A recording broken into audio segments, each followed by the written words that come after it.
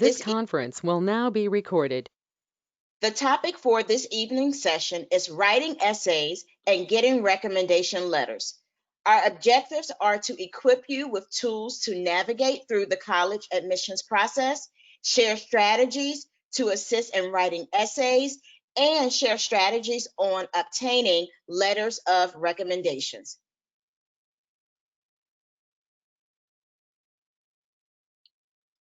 We have just a few instructions to share with you for this evening's webinar.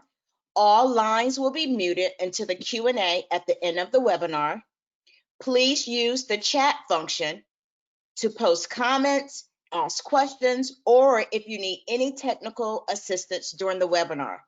You may post questions at any time during the webinar, and we will be sure to have our presenters answer those questions during the Q&A section. A wealth of information will be shared this evening, so I encourage you to please have paper, pen, pencil, or an electronic device readily available for note-taking.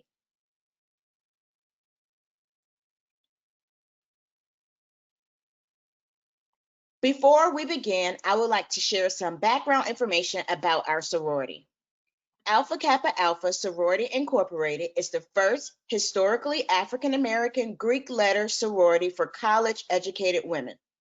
The sorority was founded on the campus of Howard University on January 15, 1908.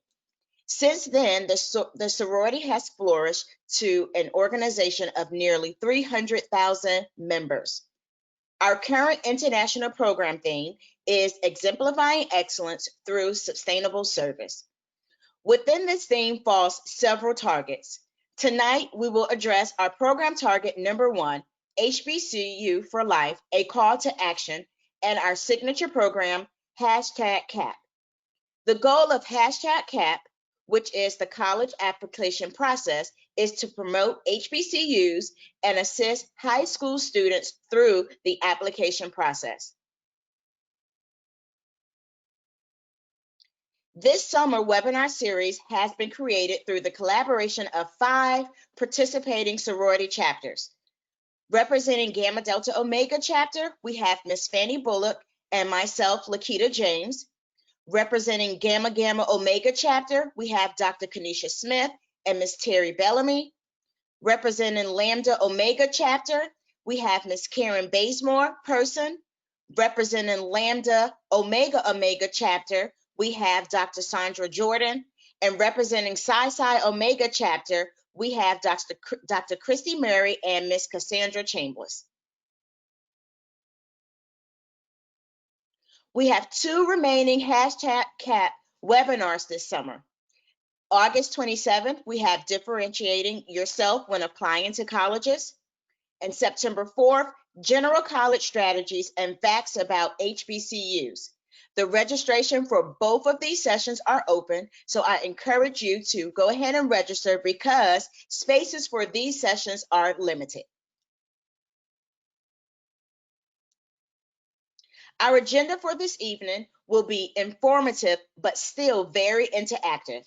The topics we will cover are preparing for college, types of essays, writing essays, different types of letters of recommendations and how to obtain them, developing a scholar profile, and using your time wisely.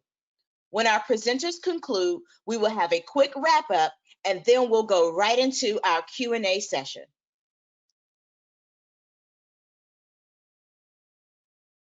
The books you see before you are the awesome reference books written by Dr. Christy Murray that have been the foundation of our summer webinar series. College Planning Strategies, I Wish Someone Had Told Me, and College Funding Strategies, I Wish Someone Had Told Me. Both books have a workbook that accompany them, and the 2 books are a great resource to assist you in your planning and college funding process. This evening, I have the pleasure of introducing our 2 dynamic presenters, Dr. Christy Murray and Dr. Kanisha Walker.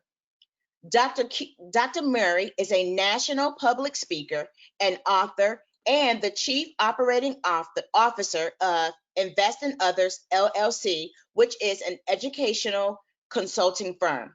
She has over 27 years of expertise in education and college consulting. She earned a Bachelor of Science degree in electrical engineering, a Master's of Science degree in computer information systems, a Master's degree in business administration, and a doctorate in business administration. After receiving numerous scholarships to attend college, she dedicated her life helping others understand the college admissions process and finding funding to achieve their college dreams. After speaking to thousands of parents, scholars, and others at national conferences, workshops, seminars, and webinars, Dr. Mary recognized the need to develop resources with impactful information on how to get accepted into college and to graduate debt-free. To support the need, Dr. Murray published the 2 books in her series on the college planning strategies, I Wish Someone Had Told Me. Our second presenter, Dr. Kenesha Smith, is a clinical pharmacist and pharmacy manager for the free clinics in Hendersonville, North Carolina.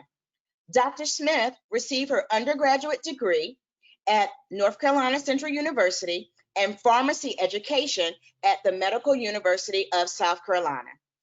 She completed her ASHP accreditation residencies in pharmacy practice at Missions Hospital and ambulatory care with Missions Hospital. Currently, she works with the free clinics where she provides medication therapy management within a multidisciplinary medical group visit and operates the community pharmacy at the free clinics. Her clinical interests are the underserved population, rural health, and interdisciplinary education. She feels fortunate to have a position she loves and allows her to make a difference in people's lives every day. Outside, she enjoys spending time with her family, friends, writing, reading, and crocheting. With the amount of experience and knowledge that Dr. Murray and Dr. Smith have, I'm sure tonight will be an awesome session. I introduce and present to you Dr. Christy Murray and Dr. Kenesha Smith. Well, thank you very much, Lakita, for that kind introduction. We're going to get started. I want to say good evening to all those who have joined us tonight. Again, I am Dr. Christy Murray, and I'm going to start out our discussion and talk a little bit about college planning. And particularly, we'll talk about essay writing and also how to get powerful letters of recommendation. As Lakita mentioned, the 2 books that I've written both have 10 strategies in them. And tonight we're going to focus on strategy 8 from the college planning strategies book that focuses on how to get accepted into colleges and how to apply for colleges, which is strategy 8. And also with the college funding strategies book, we're going to talk about strategy 8, which is how to apply for scholarships. And we'll talk about those connections and how they're relevant to the discussion regarding essays and letters of recommendation. So with this whole process, one of the key focus areas is on how to prepare to get to college. And we're going to talk a bit about essays and letters of recommendation. Preparing for college will require scholars to, at times, depending on the colleges, write essays and also submit and obtain letters of recommendation. Both essays and letters of recommendation can work to your benefit. They can certainly provide entities and colleges more insight into who you are as an individual. It'll give you the ability to showcase yourself and differentiate yourself from the competition. And also, it can be, especially essays, but both essays and letters of recommendation, they can be powerful and important decision-making factors in you getting awarded a scholarship or you getting accepted into a college or university. So one of the things we talk a lot about is essays and letters of recommendation, but in general terms, most people think about them both as it pertains to college admissions. But one of the things we want to emphasize throughout our discussion tonight is that there's two main ways most high school students use these two documents, essays and the letters of recommendation. They're commonly used for college admissions, where you're asking, the question gets asked of you, please tell us through your writing why you believe you would make a good candidate for admission into our university. And then the second use would be for scholarships. Some entities require essays to make a selection on who they're going to give scholarships to.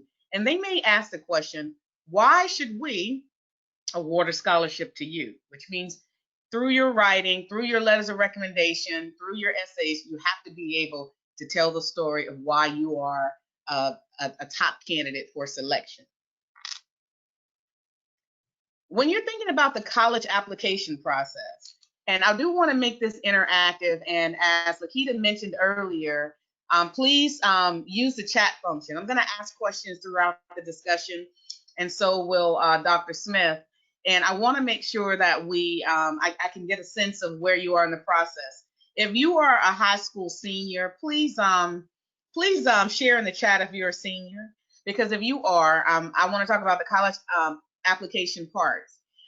So you should be gearing up right now to apply for colleges soon if you're a rising junior in the next couple of years. And so it's important to make sure you understand all the parts of a college application. You have the application itself, the official transcript, essays, letter of recommendation, and you have your test scores. And sometimes universities may ask you for other documents as well. Thank you, Andrea and Viv and Zakia. I see we have some seniors joining us tonight.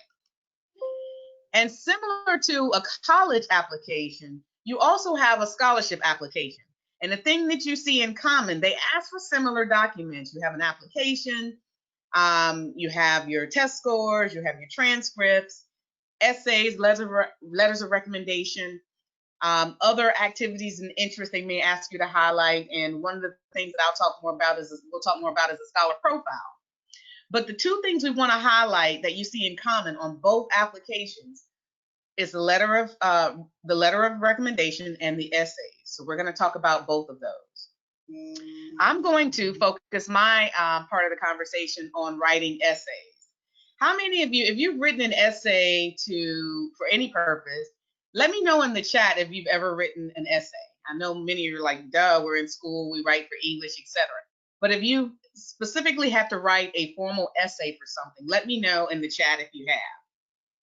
What I want to talk about is writing essays is something that a lot of students get apprehensive about. And I want to make sure, okay, it sounds like several of you have written essays before. And I want to make sure that you understand that it doesn't have to be a cumbersome and overwhelming process. One of the things that I really want you to consider is when you're writing essays and when you're getting ready to apply for college and look for scholarships, not every entity requires essays. So one of the first things that I advise you to do is make sure that you do your research. Find out which colleges and universities, which scholarship entities are asking for for essays. For example, you can use the Common app. If you haven't heard of it, I listed the links here below on this slide, but it's a web portal, or you could use the Common Black College app. They're excellent websites that you can create accounts and you can create your own profile, and then you can start to search colleges. What that'll do is it'll give you the ability to pull up a college, and there's over 800 colleges in the Common app and over 55 in the Common Black College app. And what it does is it gives you the ability to search those colleges and look up the requirements that it takes to get admitted to each of those schools. As part of those requirements, it will specify if letters of recommendation are required or if they're optional or not necessary at all, and same for letters of recommendation. Also, they give you the ability to apply to multiple colleges once you create your profile through that same web portal. So that's an excellent way to go to one single source and be able to search for a number of different colleges to find out what their requirements are. Once you understand the requirements, and let's say you want to go to Hampton University like I did, And you want to find out, okay, I wonder if Hampton or whatever college you're researching requires requires an essay. And you find out, oh yes, they do have an essay that I have to write. Start drafting your essay early. So now that you have a list of schools you may be interested in and you know the ones that you need an essay for, start writing early so that you can have multiple iterations. So because you have to prepare and recognize that you're going to start with one draft and you may end up with multiple drafts over time. And you want to be able to give yourself time to make revisions. Then you want to find trusted individuals who can proofread and critique your essay. I don't know how many times I've worked with students and scholars who have submitted essays that were not well written, not proofread, and not clearly critiqued by individuals that they trust. If you're unsure of who to get to help you critique an essay, ask an English teacher that you currently have or that maybe you trust or you've worked with in the past. I'm sure they're happy to give you some insight if you give them enough notice to help you with that. Also, take advantage of free online proofreading resources such as Grammarly. I used Grammarly when I was in graduate school, but there's online free versions as well, and I provided the link to Grammarly and the useful links toward the end of this presentation. But it's an excellent way. You upload your entire document, your whole essay, and it will shoot you back a report, and it'll show you exactly where in your essay you either have misspelling, run-on sentences, fragmented sentences, etc. And it'll give you the ability to make those corrections and have some guidance. Also, when you have instructions for essays, whether it's a college giving you instructions or a scholarship entity, make sure you follow their instructions and directions. If they say type it, then type it. If they say handwrite it, handwrite it. If they say don't go over 600 words, don't go over 600. Please don't give them 601. If they say we need your essay by August 31st, please make sure you submit it in enough time to make sure that it will be received by that entity prior to the deadline. And then make sure if they say we want you to write on the pandemic, COVID-19, for example, please make sure you address whatever specific questions or speak to the topic that they've asked you for. I've read essays where students go off on a left tangent and they never circle back around and refocus on the true purpose of the essay question. And be prepared to write essay prompts, and you'll hear me talk more about that on various topics. Please never throw away your essays. In fact, when you type them, save them in one place on your computer so that you can revisit. And the goal is to be able to reuse them over and over again. Now, I want to talk about some things that when you're writing essays as a student, you may not think, who's on the other side of the table who's going to review and evaluate my essay? It could be English professors. It could be individuals with strong writing backgrounds. It could be admissions officials. You just don't know who you're going to have. But one of the things I can tell you is grammar, sentence structure, how you format your essay will matter and will make a difference. So I'm going to give you some key tips and some guidance on things that you should either avoid or at least be conscious of when you're writing essays. Number one, avoid cliches. Cliches are those commonly used phrases that we all hear and we all use, and they're frequently understood when we use those. And we'll talk about that through an example here shortly. Use parallel construction. If you start out citing three things, whether I'm eating, sleeping, and writing, all of them ended in ing. You can't say I'm eating, I slept, and I'm writing. Slept doesn't fit the parallelism. So if you're referring to verbs in your sentence structure, make sure that they all have the same parallel construction to them. Use active voice versus passive voice. Active voice is where you really have one strong verb instead of a past tense verb leading another verb. We'll talk about that through an example. Make sure that you ensure that you use subject-verb agreement. If you have a noun, make sure the verb, whether it's plural or singular, it matches. Sometimes you'll run into confusion with that, and we want to make sure that your subject verb agreement, it matches. And please check your formatting. Nothing worse than getting an essay where it starts out in Times New Roman 12 font at the top, and then by paragraph 3 you are in Arial and you're using font 14 and parts of the paragraph are bolded. So you want to pay attention to how you're formatting your essay. And if you're indenting paragraphs, indent all the paragraphs the same. If you're not indenting, then make sure you left justify all your paragraphs in the same manner. Center the title if that's what's called for at the top of your essay as well. And as I mentioned, use the same font throughout, unless you get instructions to do something different. And if your essay runs over more than one page, please make sure that you add page numbers to your essay. Now, let's do a little interactive exercise. Let's go back to one of the examples I talked about with cliches. I want you to tell me, look at the following statements and tell me which one of them contains a cliche. Is it A? And you can type it into the chat if you think it's A, B, C, or D. A says, I will treat that information as confidential. B says, I will not share that information with anyone else. C says, I can keep a secret. And D says, I won't let the cat out of the bag. All right, great. Tia, Andrea, Nicole, Wendy, you guys are absolutely correct. The answer is D. It's the part where you talk about letting the cat out of the bag that is used over and over and over again. So we want to make sure that we stay away from that as much as possible. Second example, I want you to fill in the blanks with your multiple choice response, and this is to talk about the parallel construction I mentioned.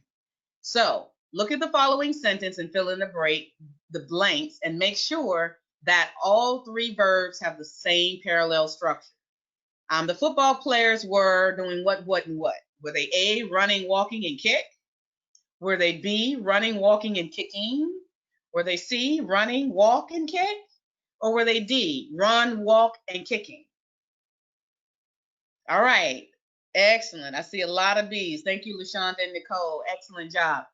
Running, walking, and kicking would be the answer. And the reason why, it's the ing at the end of each one of those. If you wanted to say run, the football player, a football player is running, not running, but if you want to say run, walk, and kick, you can. Or he ran, he walked, he kicked, past tense, all past tense you can. But you can't mix them. You'll get flagged on that, and that could present some challenges with your writing. Third example, active voice example. Active voice is when you try not to use two verbs together, like we were eating, we were playing, we were running. We don't need were and running together. Sometimes it requires you to restructure your sentence completely to get to an active voice structure for your sentence. So looking at the example we have here, let's test that. So choose which one of the two sentences is an active voice sentence. Is it A, that says after months were spent studying for the SAT, the test was canceled? Or is it B, the College Board canceled the SAT after I studied for months? Good. Zakia says it's B. Dr. W, May says it's B. You're absolutely right. Everyone who said B is right. Here's why. Were spent is that double verb we talked about before, and was canceled is another double verb. So there were two in this sentence. So you have to be careful and watch for it in every place in the sentence. Words like had, done, had, have, were, was, those are quick ones that I always think about when I'm writing, that I use without even consciously thinking about it. I have to go back and change the sentence. If you notice too, the difference between sentence A and B, they're saying very similar things. I studied, it was canceled. But one of them focused on who canceled it. The College Board canceled it after I studied. So you almost want to lead in with the noun first before the verb. And that'll help you to some extent when you're trying to manage active voice versus passive voice. The goal is to use active voice. Next example, subject-verb agreement. Subject-verb agreement is when you want to make sure the noun or pronoun matches the tense and also the pluralism or singularity of the verb. Let's do this example. Choose a sentence with the correct subject-verb agreement. Is it A, he sleep until noon during the summers when school is out? Is it B, the dog barked when the doorbell rings? Is it C, she reads the newspaper during her lunch break? Or D, the chef cooked for large groups every day? All right, Nicole says it's C.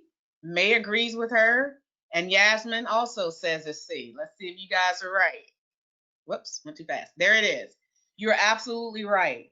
And the key part is when you're using a singular, if it's just one person, the verb generally has a plural complement to it. If you're using a plural noun or pronoun, the verb generally has a singular complement. So that's one quick tip to look for in how you match up your subject and your verb in a sentence.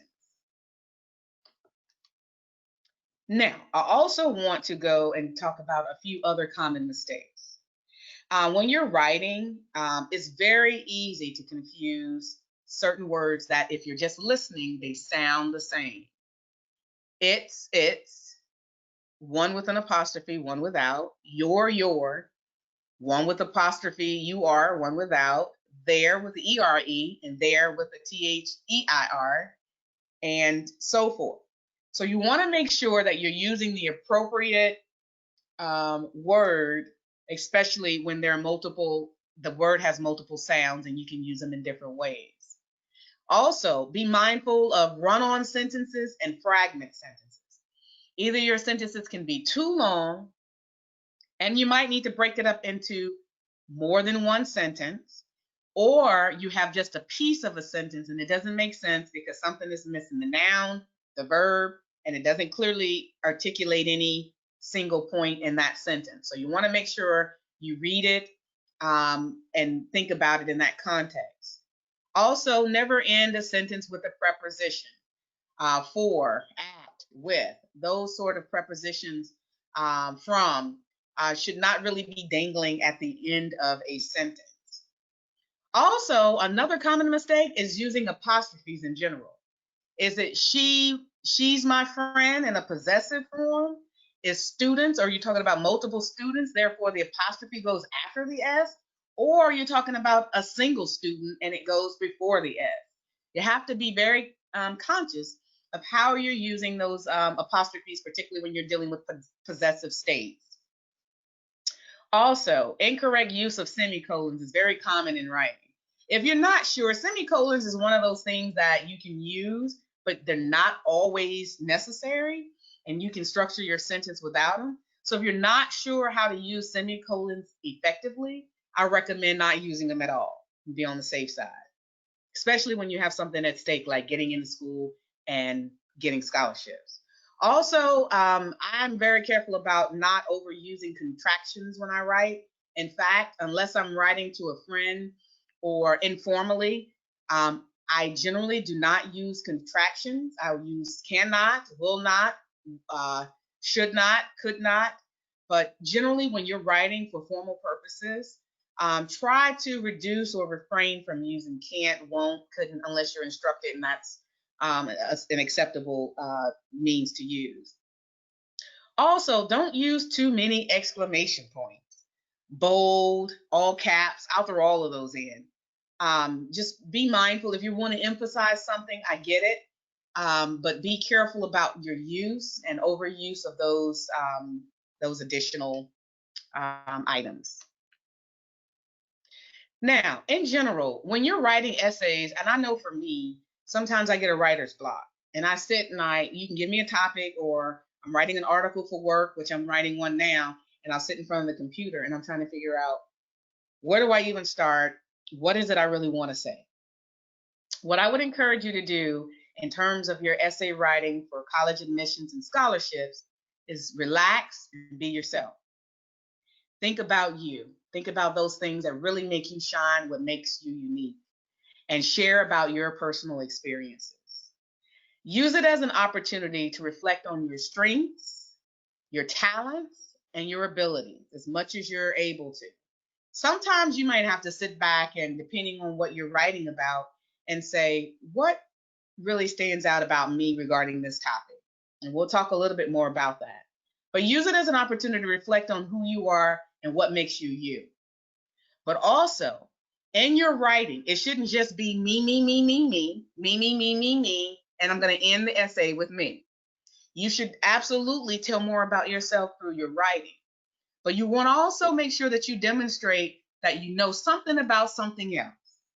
Whether it's you're applying for a college, you want to demonstrate through your writing that what you believe in aligns with the mission and values of that particular college. You may want to cite one of the values. If integrity and academic achievement is important for that college, for example, you want to highlight that without saying, I got your mission off your website, or your mission states, and quoting the whole thing, but you want to say that my personal beliefs aligns well with your college's vision or your college's value system or something of that nature, or some other fact-based information that connects you with that either college or that scholarship entity.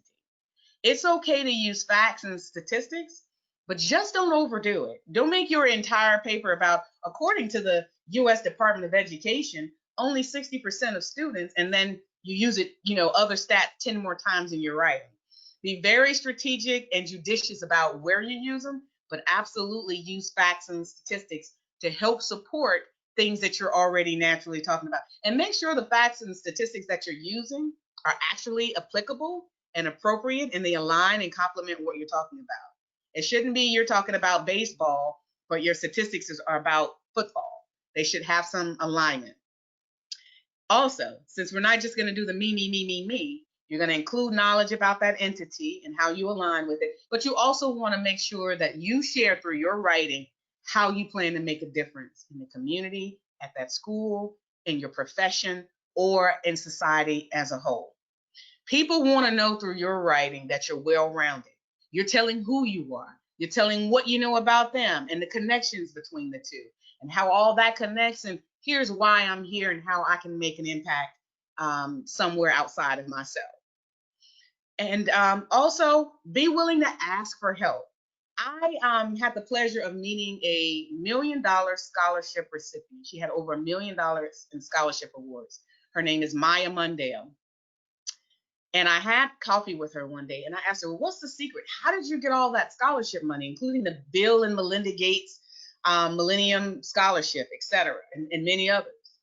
And she's currently in graduate school working on her doctorate, but she had gotten those scholarships from undergraduate and had over $1 million. And she said, I'll tell you what I did. She said, I went to that entity's website, the Bill and Melinda Gates Foundation website, where they had the scholarship. They listed previous scholarship recipients. She reached out to someone who had previously gotten selected for their scholarship, and she asked them to be her mentor. Tell me how you wrote your essay. What stood out about your essay? Be willing to talk to people in your peer group and ask questions and learn from what they've done well. Also learn from those who didn't do things well, but more importantly, those who were successful. And get a mentor and get guidance. Now, I talked about writer's block, and I'm going to bring it back full circle.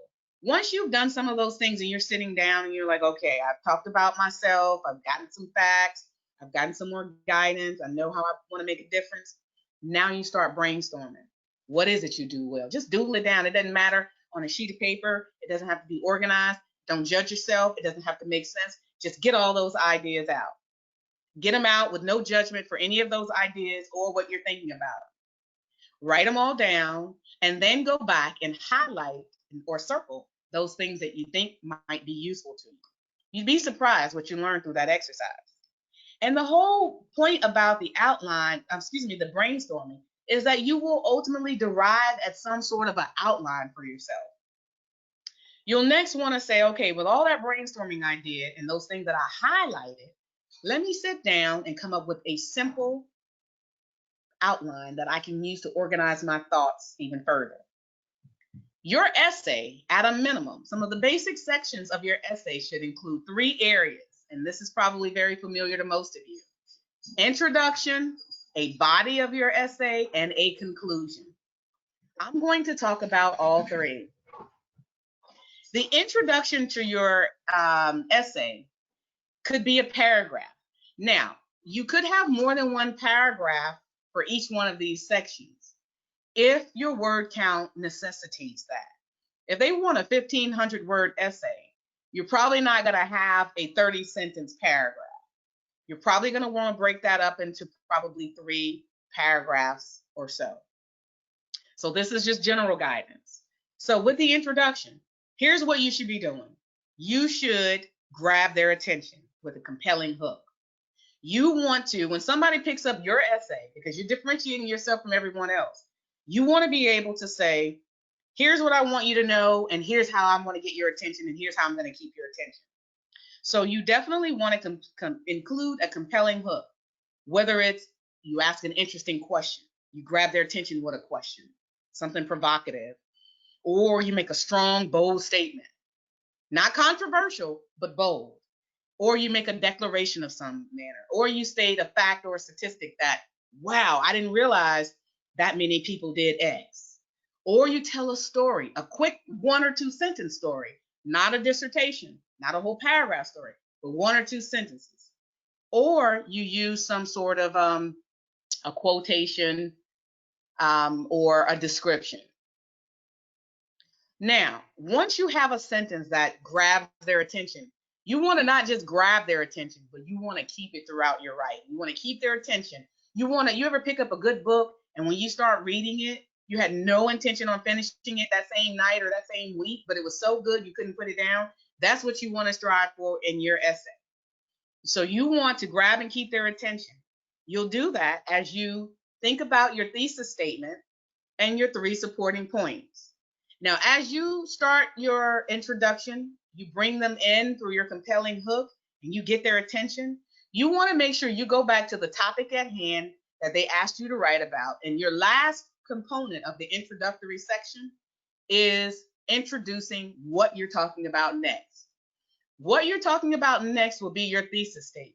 This is the position you're taking on your writing. And you should have at a minimum 3 supporting points. In general, it's safe with 3. If you go to 5 and 6, that may be too much. But if they ask you to cover 5 things, you might want to have 5 supporting points. But if you're giving the latitude to determine the number of supporting points, 3 is a good safe number.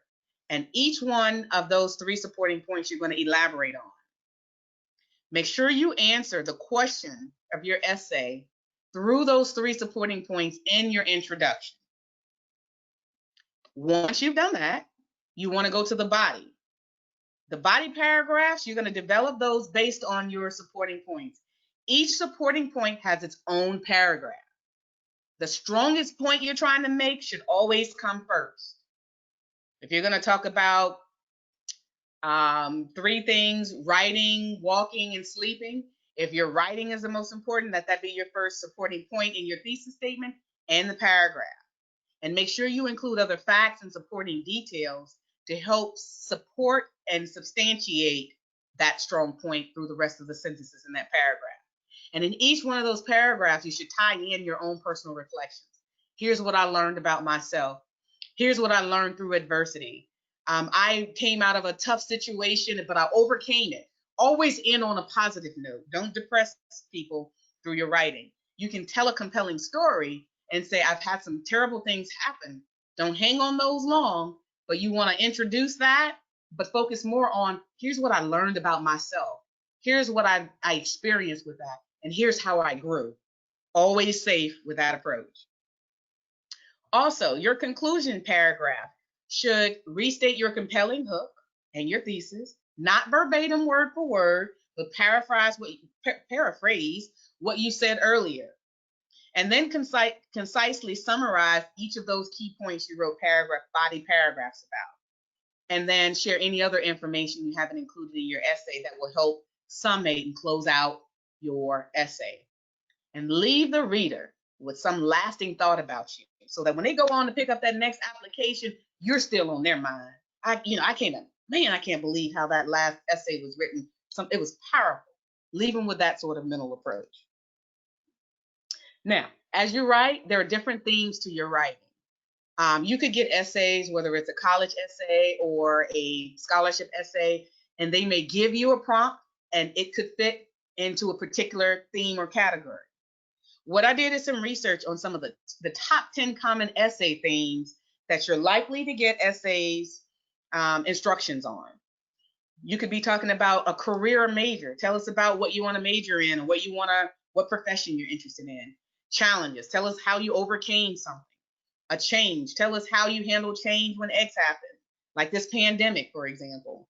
A character sort of a theme to it. Tell us about how you had integrity or courage or something of that nature. Community service. What did you do to help somebody other than yourself? What did you do to make a difference? Contribution. Tell us what you accomplished. Tell us what your accomplishments were. What did you do to help? Creativity. This is where you get to be more expressive and free-flowing, or talk about things that you might enjoy, hobbies, and that sort of thing. It also could be an essay where they're giving out funding of some sort, and they want you to talk specifically about why you need money, whether it's the college asking or scholarship. Why should we give you money for your education? Be prepared for that. Leadership, and then a personal statement. Sometimes you'll just have someone say, we just want you to give us an essay, 250-word personal statement.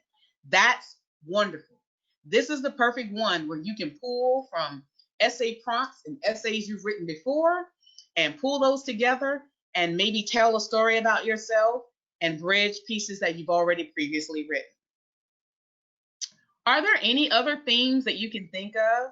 If so, put a message in the chat and let me know if there are other themes that you've either written an essay on or you think you're likely to get a question about, and let me know if there are others. Now, one of the things that I offer in the book, the College Funding Strategies book, is this essay prompt template, and on the website that I have. And here I list those same essay themes, and I also list the scholarship essay question that you might get, or college question you may get for admissions. And then you'll see those same things we talked about, and I'm not going to go back in a lot of detail. The thesis statement is here, and this will help you to brainstorm as well, things you want to include in your introductory paragraph, the body paragraph, and a conclusion paragraph. And this will help you to organize your thought and help build out your outline through your writing. Okay, Cassandra mentioned another theme was texting and driving. You're absolutely right. I've seen a lot of essays start to have safety message tones to them. Texting and driving, wearing seat belts, social media usage, that sort of thing. So excellent example. Now, we're going to do a brief exercise. We're going to do a little writing exercise, and I'm getting close to the end of my talk, but I think it's important to cover just a little bit more.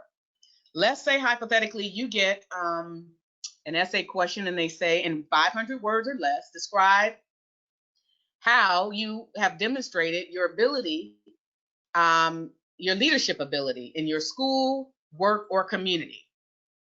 Now, what is the theme? What is the essay theme that sticks out in that one statement? So you're going to be given an instruction, and you have to quickly be able to say which one of those prompt themes are they talking about. Leadership, and if you could also parallel that with community service. You could actually bridge leadership and community service. So now you have a theme that you can build around. So let's build around the leadership theme. When you're brainstorming, ask yourself a bunch of questions. It's okay to talk in your head. I have plenty of conversations with myself frequently. Ask a bunch of questions and then just write down randomly the answers. What activities have I been involved in that are centered around leadership, or that would complement this discussion around leadership?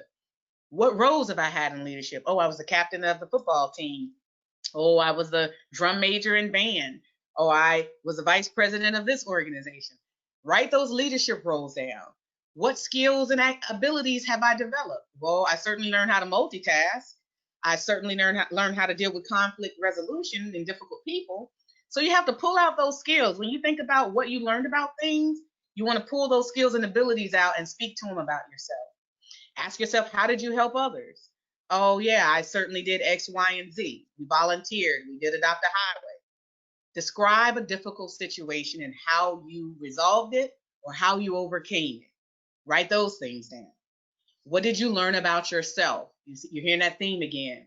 And what did you learn about the situation? Brainstorm around that. All these are related to leadership. And what were your accomplishments? At the end of the day, I did this. I had these skills and abilities that I had to demonstrate and use. I had a difficult situation come up. Here's how I overcame it. And here was the results of it. We achieved X. I received this award. You want to tell that full story through your brainstorm. Now, we're going to do a quick leadership exercise based on that. So I wanted to give you, so if you say, well, Christy, what compelling hooks? Can you give us an example of what that would be? Well, sure, I can. I'm going to give you 2 examples that are centered around the leadership theme that we're using as an exercise. The first one, being a leader may not win you a popularity contest. Imagine starting an essay out with that statement. It's more of a declaration. If you're thinking about the different type of hooks I described, is you're putting something out there. It could be your opinion. That's okay. But you may substantiate it through your writing. Here's why I'm saying that. Being a leader won't always lend you a popularity test because sometimes you have to make tough decisions that nobody else is willing to do. That's compelling too. Here's another one, and this is true for me. When I was in the 3rd grade, I ran for Student Council Association president and lost. Imagine starting out an essay saying I lost an election. What that does is says, okay, this is about to be interesting. Either she's about to, complain about why she didn't win, or maybe she grew through that process. I choose to focus on growing through that process. So your storytelling, when you start out, when I did so-and-so, this was the result or how I felt about it, you're now telling a story. So that could be your compelling hook. Then you have your essay thesis. Through my personal defeats, I learned that leaders must be resilient, courageous, and compassionate. That's my thesis. Now, I'm going to build the rest of my essay around 3 points. Resilience. I'm going to talk about never giving up, how you have to be adaptable and flexible and being willing to change.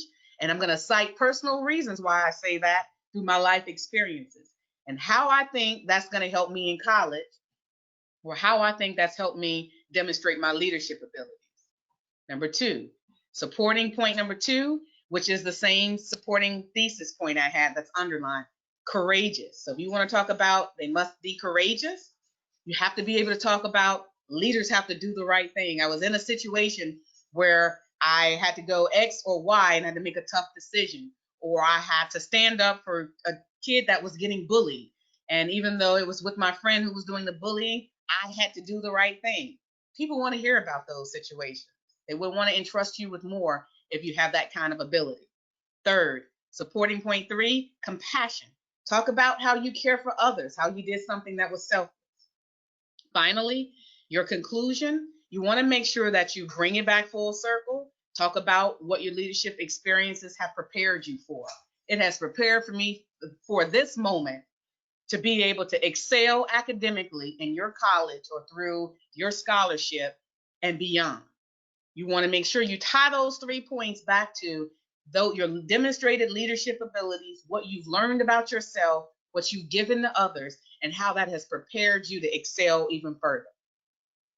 Tell me what you think about that example in the chat.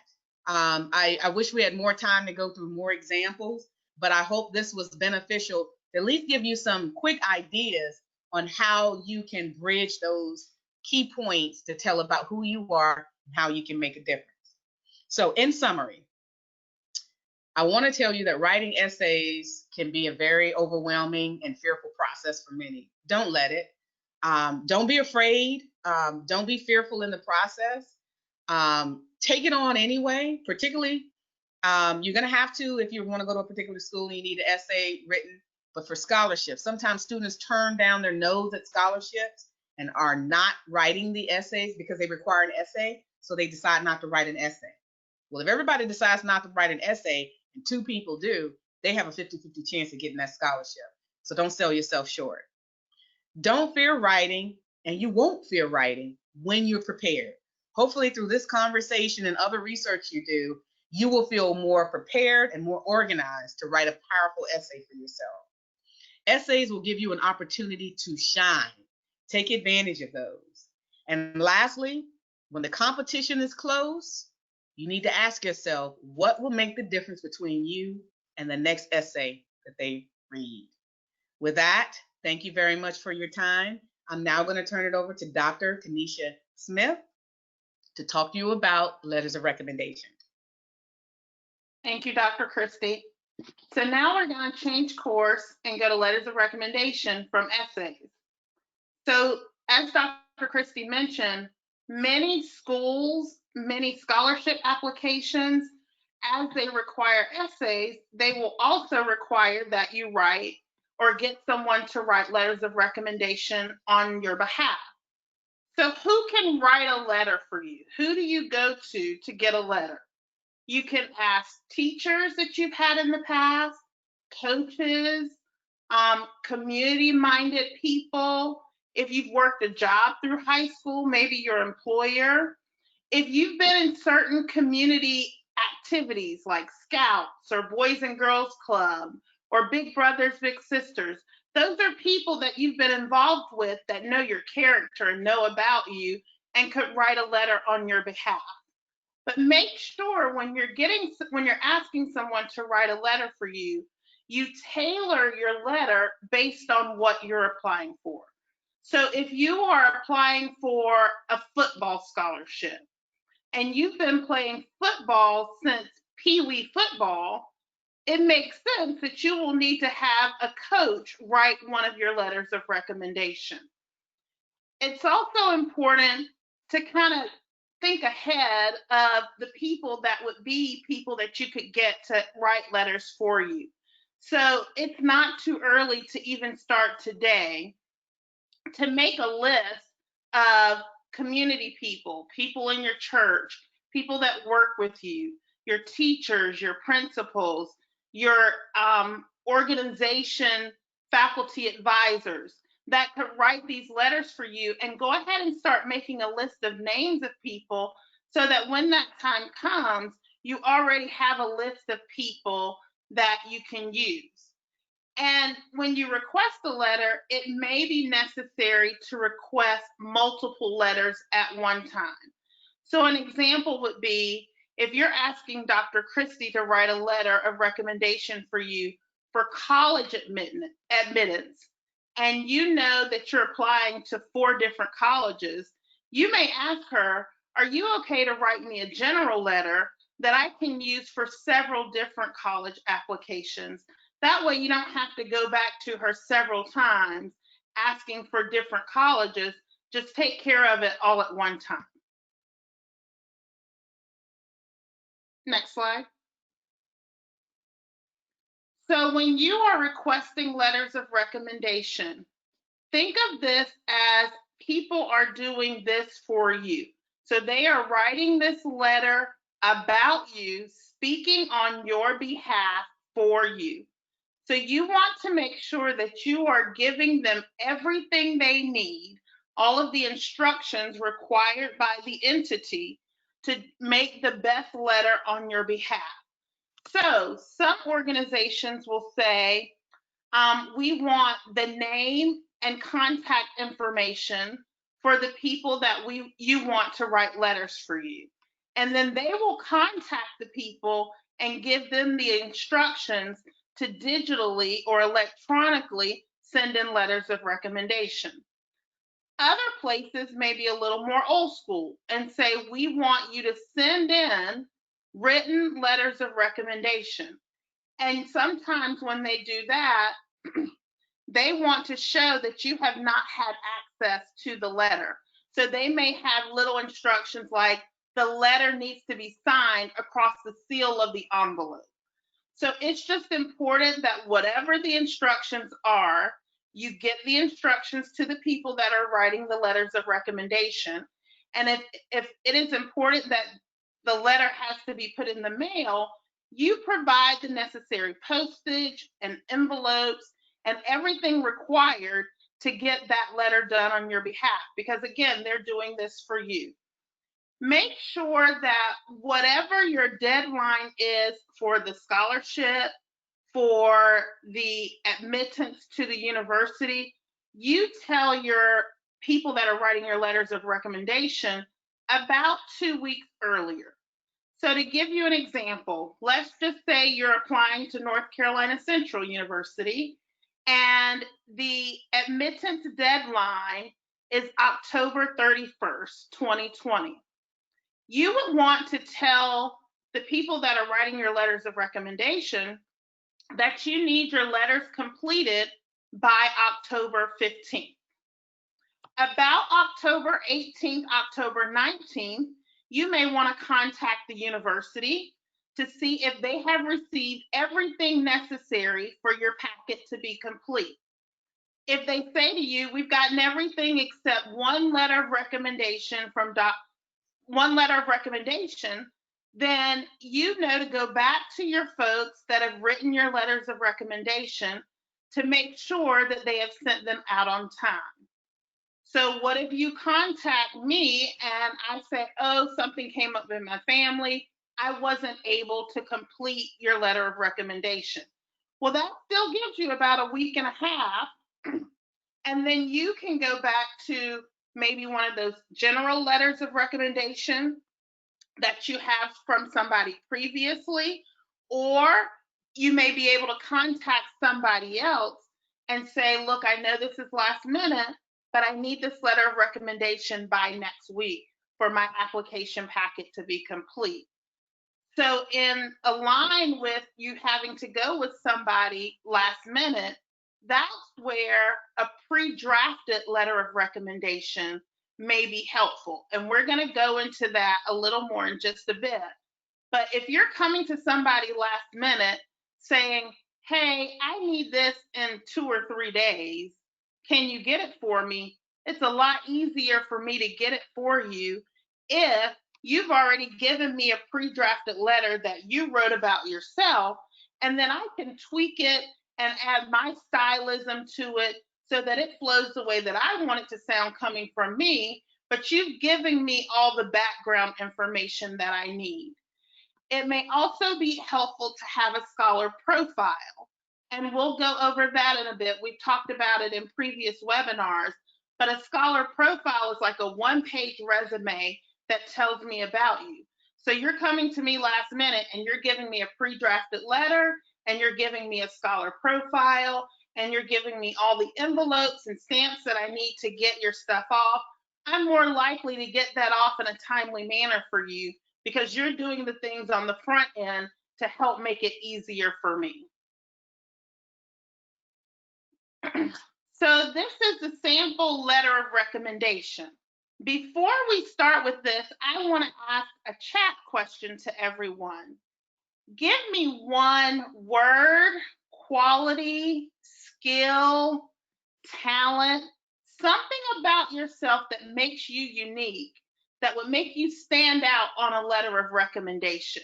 So that when I look at that, I can say, oh, look, Lakita is involved in feeding the homeless every weekend in her neighborhood.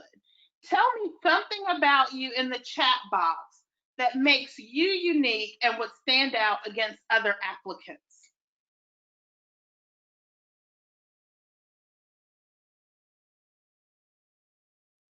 I know it gets a little hard, right? Because we don't often think about making ourselves shine, but we want to make ourselves look like the brightest spot on the paper. So when you sit down and think about getting people to write letters of recommendation, you want to make sure that you have that scholar profile that will show the bright lights in yourself. So you've been in Girl Scouts for 9 years, says Andrea. See, that shows that you follow things through to the end, that you work great with a group of ladies in the community, making our community a better place. So in this sample letter of recommendation, it basically walks you through everything that the person writing would need to fill in to speak on your behalf. This sample letter of recommendation is located in the College Planning Strategies I Wish Someone Had Told Me workbook. So you can go back to there to have that as a reference for later if you need to write a sample letter for yourself. Next slide.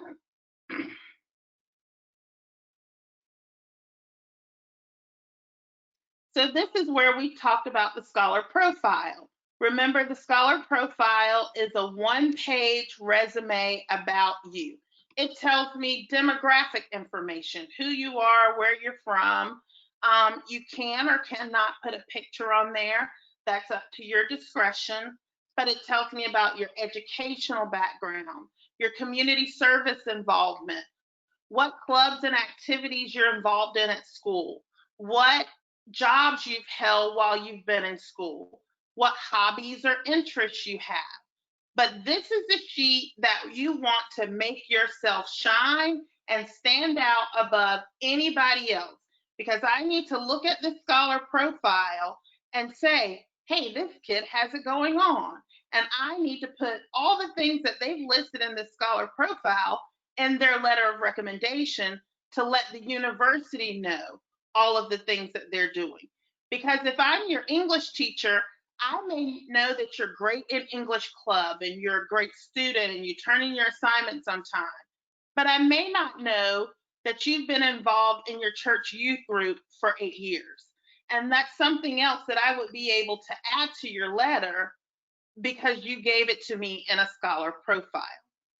So the next slide will show you an example of a scholar profile. And like I said earlier, it looks like a one-page resume, but it just shows the highlights of who you are and what you have done that will help whoever is writing letters of recommendation write a better letter on your behalf. Next slide. So in this slide, we're going to talk about how to use your time wisely, and we're going to start with high school juniors. As a junior, you're in a good spot because you don't have the crunch time yet of senior year where you have to get things done quickly. So during junior year, you should use this time to narrow down what colleges you're interested in and what majors you're interested in. And once you figure out what colleges you are possibly going to apply to, you can go ahead and look at what requirements each university has.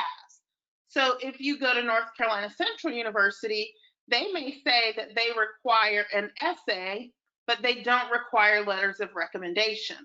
But Hampton University may say, we require an essay and letters of recommendation. And so you know already as a junior, I need to start working on names of people that can write letters of recommendation for me and start drafting my scholar profile that will help those people write the letters. You could also start working on what topics you may be interested in for your essays that are necessary for the school. You want to continue your involvement in community activities and in school clubs and organizations because those will look good on your scholar profile as you continue to matriculate through high school. The other thing is to start researching scholarships as a junior. There are some scholarships that are only awarded to high school juniors. So if you don't start looking at scholarships until your senior year, you've missed out on a pocket of money that you could have sitting there waiting for you when you're ready to enter college. So use your junior year to kind of get a head start on the things that you need to be doing to get ready for college. Now, once you start your senior year, the time crunch begins, and you have to be a little more meticulous about what you're doing and how you're doing it. So at this point, you've usually narrowed down what your areas of interest are. You may not know for sure what your major will be, but you usually know at that point, I'm a math brain person or I'm a science brain person versus I'm more interested in athletics or whatever it is. You're starting to narrow down your course of study and what colleges you want to apply for. Senior year is time to start writing your letters. You need to start writing your essays, know what essay topics you may be interested in. And as Dr. Christie said, you want to save every draft of everything that you write because you never know 3 months down the line, oh, I remember I wrote this and I could pull that information and pull it into another document.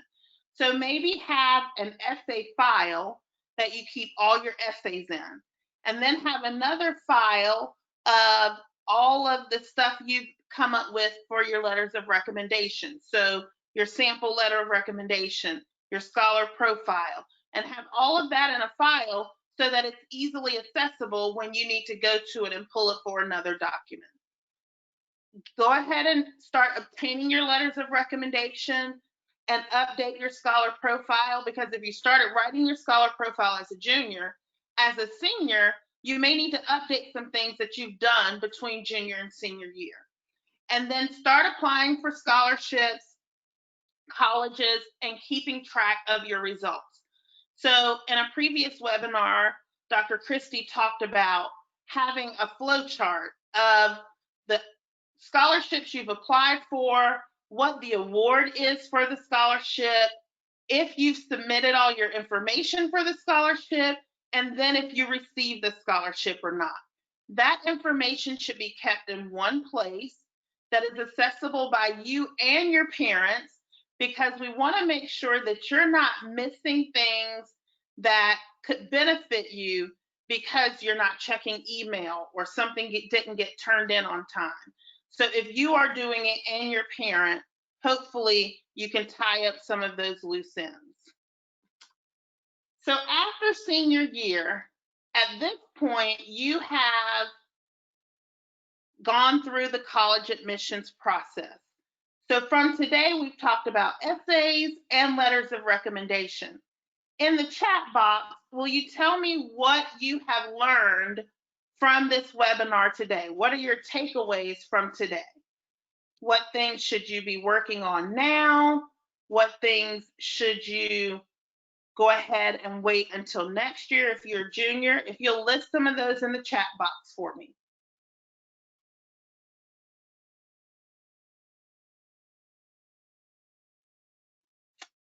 Okay, so we know that we want to start early in writing our essays and making our list of people that can write letters of recommendation for us. We want to do college and scholarship research to decide what is necessary for each college. If you decide that you're applying to 3 schools and 3 schools only, and none of them require letters of recommendation or essays, it doesn't mean that you're out of the woods, because that is just your college application process. Remember that some of the same stuff applies to scholarships. So you want to get a head start, highlight what makes you unique, and go ahead and write these essays so that they're available when the scholarship information becomes available. Work on your scholar profile. Make yourself stand out on paper. Show us what makes you different and why we should give you our money or acceptance into our university. Highlight in your essay how you plan to make a difference and how you can contribute to society. Again, it's all about how you can make yourself stand out amongst all the other applicants. Don't waste people's time. If you know that you're not going to follow through with something, then don't pull somebody else in on that, because everybody's time is valuable. And in the same sense, if you ask someone to do something for you, please thank them. They don't have to write letters of recommendations for you, and the letters take a lot of time if they're done well. So send them a thank you card, send them a text or an email to say thank you for doing this on my behalf. Again, create a file that you have separate for your letters and then a separate file for your essays so that everything is readily retrievable when you need to get to it. We want the college admissions process to be a painless one, and these are some steps and tools that you can use to make it as painless as possible. Thank you so much, and I hope you have tools that can carry you through this process. Thank you so much. Well, thank you for that fantastic presentation. And as a reminder, as we start to wrap up this evening's program, we want to remind you to please stay on to the very end, as we will have a question and answer period for our presenters. So we want to remind you to please utilize the chat box and enter any questions that you may have for our presenters tonight, and they will address them at the end. Again, we would like to remind you of our upcoming webinars to complete our summer series. Our next webinar is scheduled for next week, Thursday, August 27th, and it's going to focus on strategies for high school seniors. I wish someone had told me. And although this webinar is going to be focusing on tips for seniors, juniors are also welcome to attend. So we invite you to go ahead and register tonight to attend that session. And we will wrap up our summer webinar series during National HBCU Week on Thursday, September 24th, where we again provide some general college information and will also highlight our HBCUs.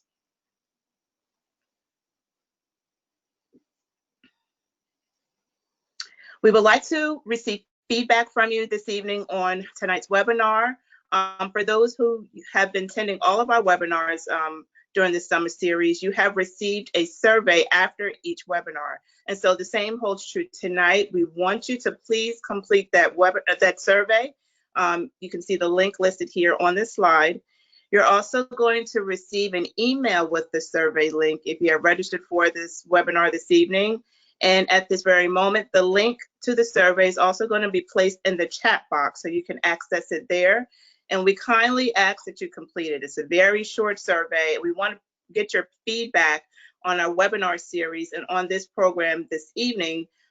Provide us any recommendations for improvement or things that you would like to see in the future.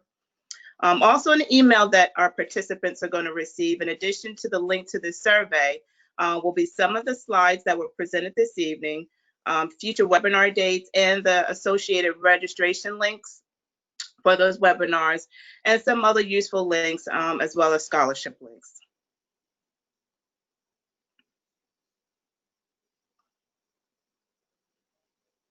Again, the reference materials that our webinars are being based upon are the College Planning Strategies, I Wish Someone Had Told Me, as well as the College Funding Strategies book, I Wish Someone Had Told Me. Both of these have been authored by Dr. Murray, and they can be purchased at the website listed on the screen, www.investinothers.com. And we do encourage you to go ahead and purchase them if you have not already received them. They are very valuable reference sources that also come with accompanying workbooks to help you in your college planning process. Again, some more useful links that you can utilize and reference. Some of these links were referenced in our presentation this evening. The link to the Common App and to the Common Black College app that Dr. Murray had mentioned during her presentation, as well as the Grammarly Proofread online to help you with proofing your essays as you begin on that process. Also, some other links to assist you with your essay writing, common essay mistakes and compelling essay hooks that you can also reference.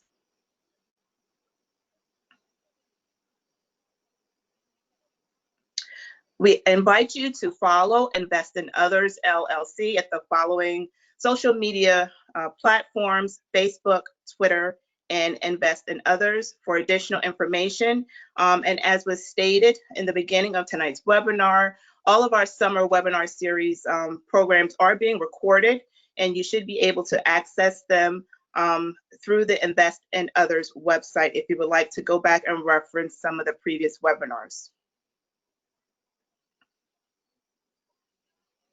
We've now come to our portion of our event this evening where we will address any questions that you may have for our presenters. So again, please utilize the chat box to pose any questions for our presenters. And I'm going to turn this portion over to our chat moderator, Karen. Thank you, Dr. Jordan, for sharing that information. Dr. Christie, you did, Shameless Mary, you did mention the piece about where to find some compelling hooks, but is there a location or resource out there where students can go and read sample college essays? Yes. So one of the things I usually say in my webinars is that I would encourage all students and scholars to use these trusty electronic devices to your benefit and your laptops, and use a commonly known feature such as Google. And I don't say that to be smart, but if you Google sample college essays, you would be surprised. There will be a wealth of examples that will pop up. So use your cell phones, use your laptops, go to Google, and if you get stuck on even compelling hooks, if you even type in compelling essay hook, you'll get a wealth of information and some great examples will pop out. Same for essays in general, even sample letters of recommendation. So if you Google it, there's a wealth of information that you can find, and you have to sift through it. It'll take a little time to find maybe what you're looking for, but there you'll stumble upon some things that you didn't even know you were looking for that may prove useful. Awesome.